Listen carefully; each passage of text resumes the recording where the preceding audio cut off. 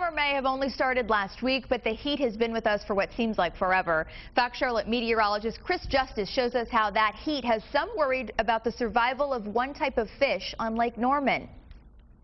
The water temperature is just way too high. So far this year, we've had 22 days above 90 degrees compared to 18 last year. That warmer start has lake temps in the 90s already, about a month earlier than normal. As the summer progresses, that heat goes further and further down. Captain Gus makes a living leading fishing guides on Lake Norman. He says last year's hot lake temperatures killed between 30 and 70,000 of the lake's premier fish, the striped bass. So we in essence lost an entire population of adult stripers. Gus is worried this year could be even worse. We're about out of fish now.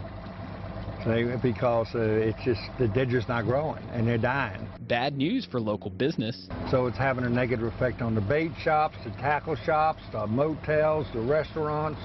We don't have striped bass tournaments. Like humans, fish need oxygen too, but when lake water temperatures get as hot as they are now, there's less oxygen to work with deeper in the water, where fish like striped bass like to spend their summer. Captain Gus says the Duke energy stations on the lake only make matters worse, taking cooler water from lower in the lake and pumping warm water back in. And that's what we got. We got a blanket of hot water coming continuously over the top of that 90-degree water.